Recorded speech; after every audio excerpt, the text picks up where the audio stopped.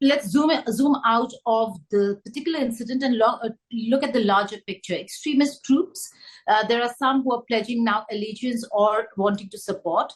How do you look at this entire Hamas and the support coming from the neighborhood? Should there be support that would come? How will then Israel retaliate or be able to control or handle the situation? Of course, yes, this is a very concerning development. Israel is in a hostile neighborhood, as many of us know. So there are groups in Gaza. There are groups in the West Bank. There are groups in southern Lebanon, specifically Hezbollah, which many people know of. There are groups in Syria that are also hostile to Israel. So essentially, Israel is surrounded by hostile enemies. Many of these enemies are backed by Iran, meaning that they're funded and they're armed by Iran with the aim of targeting and killing Israeli civilians and targeting and attacking Israeli targets.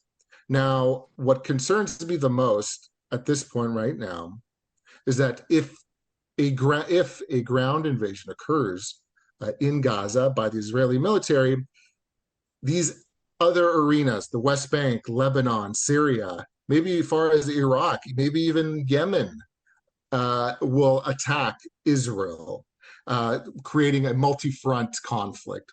I think that is one of the biggest concerns of the Israeli defense establishment right now, if a large-scale invasion occurs inside Gaza. But that's the whole point. If they're all connected by land. We've seen a lot of support come in for Israel from its Western allies, from her Western allies.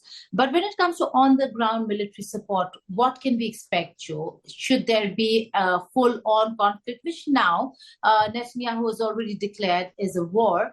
And should the neighboring region join in, or factions, extremist factions from the neighboring countries join in, then how will Israel respond? What is the kind of military support that you can expect from the West? Right. It's certainly possible that other actors, hostile actors, will join. I think right now, even though while there isn't let's say a ground war occurring, I think one of the biggest needs of the Israeli military, and you've seen it in the videos that are currently showing right now, are the Iron Dome interceptors. Iron Dome interceptors that they deflect or they destroy rockets, the thousands of rockets that have so far been fired by Palestinian armed groups. So I think that is one of the biggest needs for Israel right now, especially from the United States or other allies. Also, support. This is going to be long. This is going to be drawn out. And there are countries out there that will begin to pressure Israel, that will begin to pressure the United States and other Israeli allies to end a conflict, to end the war before all of Israel's goals are met, which is destroying Hamas, destroying Islamic Jihad. So I think the two biggest things right now, missile defense and unwavering support from Israeli allies. Right, Joe, before I toss back to the studio, my last question to you. This is not just an ongoing conflict. There's also a major hostage crisis that is underway. How will Israel handle the hostages? And in response, if Israel is to bomb the Gaza Strip, what happens to the civilians, both the policy on hostages and on civilians? Correct.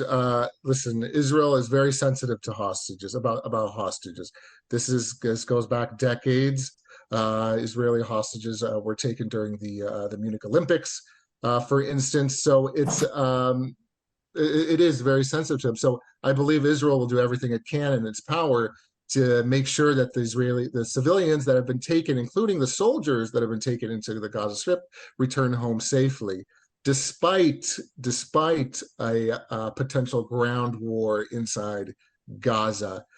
So this is a very difficult feat to try to achieve. So I'm not sure exactly. I can't comment on how they're going to do it, right? But I know it's something that they're definitely thinking about and hoping to achieve to bring these people that have been abducted from their homes, women, children, grandmothers. So it's a very tough situation right now.